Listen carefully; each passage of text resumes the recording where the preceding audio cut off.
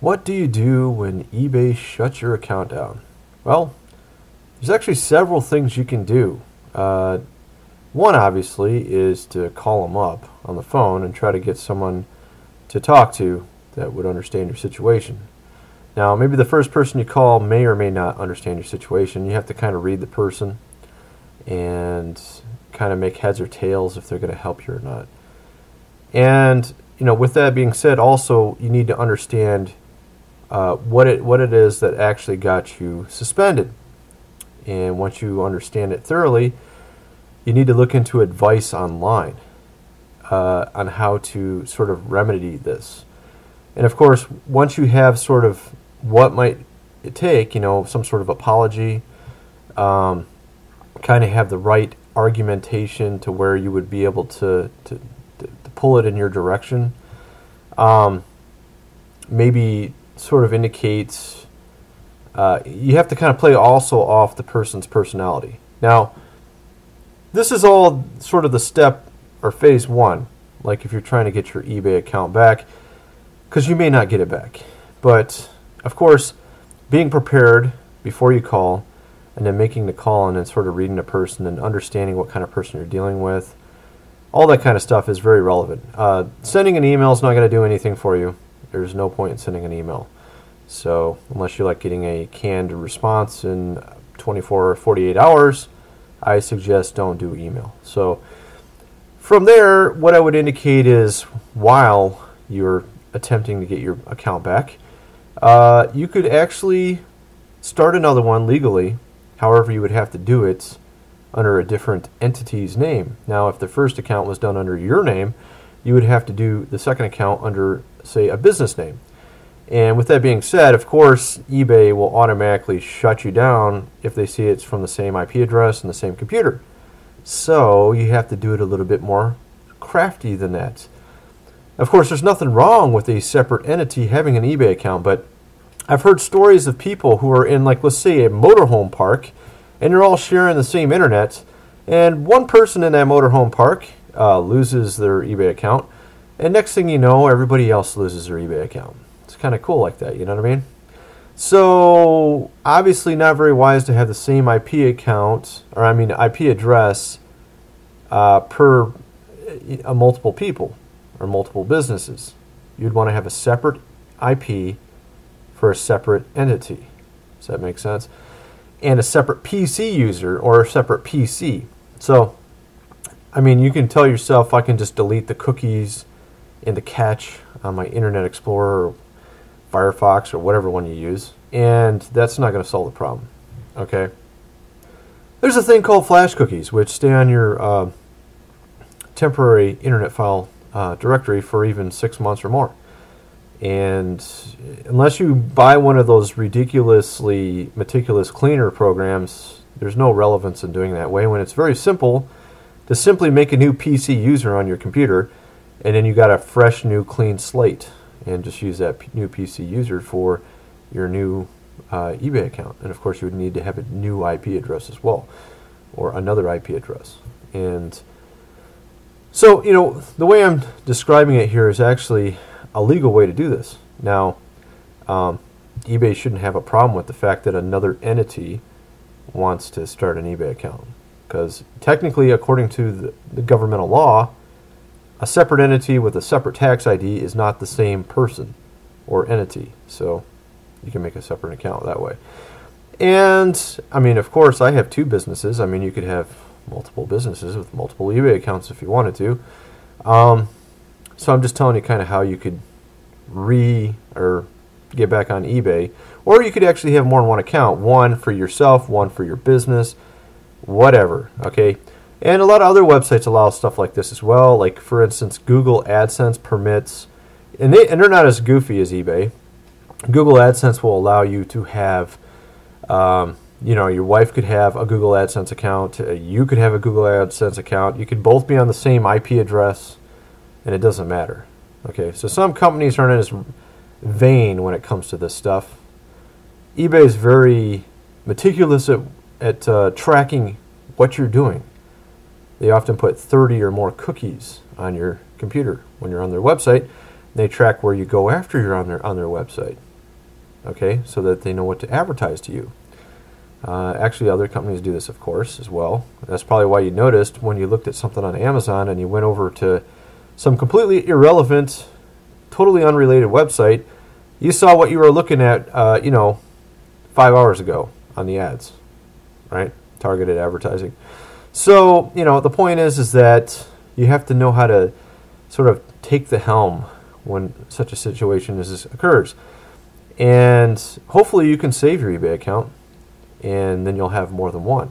Because I figure you might as well start one for the secondary entity, a business, and then you have one for yourself, one for the business, on separate IPs, separate PCs or separate PC users or whatever. And if you get back your original account, then you got two, right? So that's a good thing, right? And you could use one to buy on and one to sell on if you wanted to, you know what I mean? And back in the old days, eBay let people have tons of eBay accounts. And actually, from what I understand, they still do it some. I've talked to a couple people who still actually have more than one eBay account. And they all use them on the same IP address.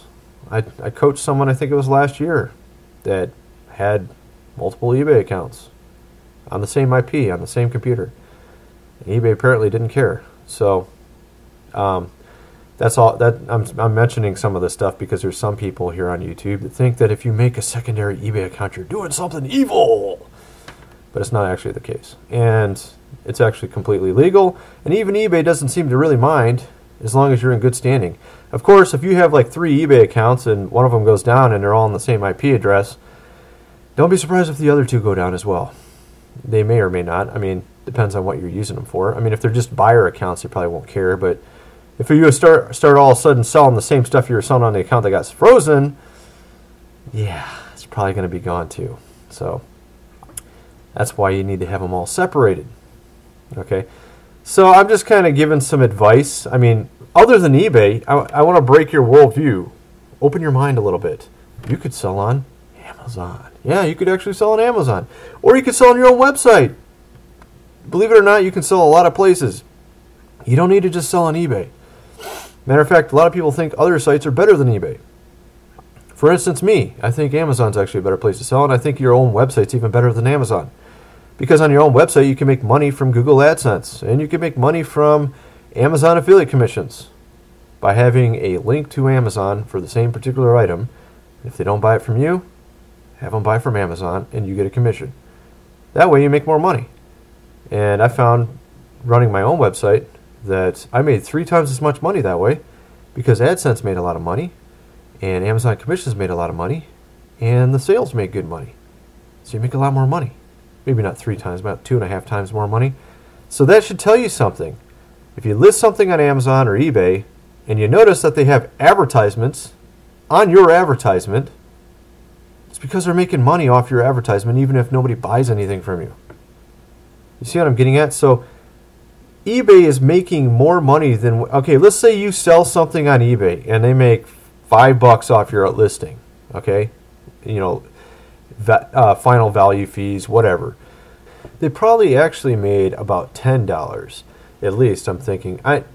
They sometimes have ads from outside show on your page. It's usually not so much anymore. More so, you see a lot of ads internally within their website. But the point is that they make money off the pages even if you don't sell anything. And that's kind of the point. So I just wanted to kind of make this video and explain some of the basics to dealing with a situation where your account gets frozen. I would say probably half the time, maybe 40% of the time you can get unfrozen. Maybe half's a little high. I'd say at least 40%. If you know what you're doing, you could probably make it half, like if you really know what you're doing. A lot of people don't know what they're doing, of course, but like I said, if you do a little bit of research, you figure out why you were suspended, and then you go in and you make sort of an argument, a friendly, I don't mean an argument, but a convincing line of reasoning that you can give to them. And then, of course, understand the person you're talking to, if they're the type that would help you out or not. And, of course, if the person ain't the type that would help you out, you should probably maybe just hang up and call again. You know what I mean? The point is even if you can't get back your first account, you can always make a secondary account under another entity. And by saying entity, I mean a person or a business, because they're both taxable. They have their own tax IDs. For a business, it'd be an employer identification number, EIN, and for a person, it'd be a social security number, SSN. So, and then of course, you can always sell on other websites as well. I mean, you could sell on Amazon, you could sell on your own website, and actually, there are a number of other smaller websites you could sell on, Bonanza, etc., etc. But the point is that you have a lot of options, even if something bad happens to your account. And if you need help with the right approach to trying to get your old account back, or if you need help making a new account where it's completely separated from your first one, I actually provide a service where I coach people on how to do either one. And I've been doing it for a long time. I know how to make an account that's completely separate to where it would never be identified with the first account. And it's completely legal, too. Matter of fact, the guy who first came up with this methodology is a lawyer. So if you need help, just contact me. You can contact me through YouTube here, or I may have a link. I probably have a link underneath this video with my services and things that I offer. I actually have a lot of different types of services. I've been selling online for 15 years, so I know quite a few things. I've pretty much tried everything you can imagine online. I've tried all manner of systems, ClickBank. I've made money with everything pretty much. I mean, you got eBay, ClickBank, eBay on the back end, which is eBay Associates, eBay on the front end, which is eBay Sales, Amazon on the back end, Amazon on the front end, AdSense, Vigilinks, Skimlinks. I've tried everything. Pretty much anything you can think of, I've probably tried. So I've even sold cars online. I've sold hunting trips. I mean, I've sold a lot of weird things even. So